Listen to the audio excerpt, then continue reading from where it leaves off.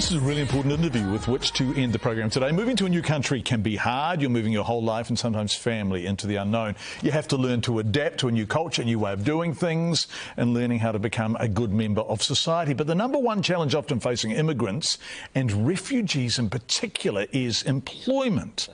This is important. To tell us more about this, we're joined by Canterbury New Zealand Business Association's Taz Mukorombindo. Morena, John. Lovely to have you here. Thanks for coming in, Taz. Thank you very much.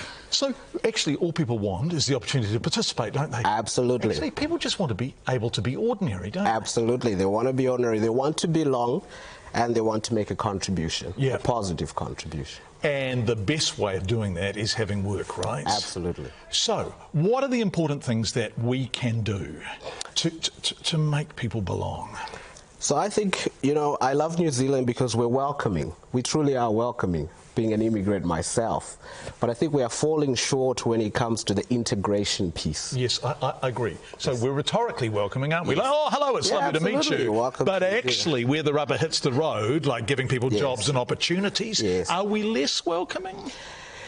It's problematic for a number of reasons. I think, let's just say, people might perceive it to be in the too hard basket. There's a lot to navigate. I'm sure there are people who don't want immigrants here, but it's technically difficult as well to give people jobs, to make sure that their employments are correct, their skills are up to scratch. So that just needs to be better managed. That's pretty much it. Although many skills are universal. You used the example of a tiler from Afghanistan. Yes. If you can tile in Afghanistan, you can tile in New Zealand. Absolutely, right? Absolutely. So there is no way your background can be any form of impediment. No, they can't. Yeah, so there is also the aspect where we need to give people a go. We need to trust that, we can put them on trial, we can let them give it a go. But if they want to be employed, then let's give them assistance to get started in business. And we're not even talking financial, just advice to get them going. Because people who can't get work tend to become self-employed, they start their own businesses. Yes. Is that what a lot of refugees and... There's a lot of aspiration among refugees to get into business. And remember, a lot of people are coming sometimes from backgrounds, especially I have a feeling for the Muslim women who might not have had an opportunity to be trained, but they're absolutely great chefs. They can sell in markets, they can make food, they can learn new skills. But if someone says to them, do you have your London City and Guild, the answer is probably no. So you have to give them a go, right, to work out what they're capable of. Absolutely. Now, you're doing a really lovely thing, a lovely series of things, I think, beginning this weekend in Christchurch. Yes, absolutely. So we've created a campaign, we're calling it Walk a Mile in a Refugee's Shoes.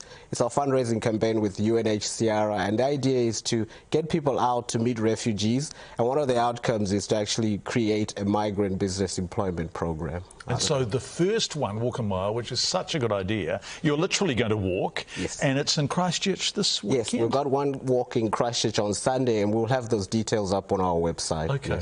Yes. It's really important, isn't it, that we make the effort? Absolutely. Particularly in the context of what's happening in the world, some of the ugliness. Well, that's right, and that's the choice we have to make today. Do we become proactive about this, or do we let other forces determine how we settle as a multicultural society? Or somewhere in the middle, which I think many of us are guilty of, which is that we wish you well, but don't do terribly much about helping you be well. Absolutely. Right?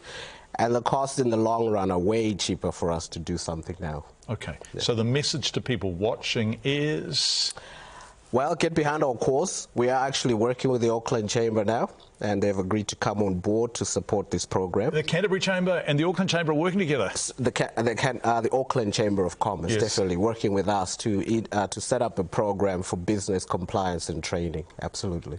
Okay. So they should get behind that. And give people a chance, right? Give people a go. We've got great skilled people here who have an ambition to get involved. Absolutely. Taz Mukorombindo, thank you so much for coming in today. We really appreciate it. It's a really strong and positive and important note with which to end the show. Thank you so much. Thanks, Taz.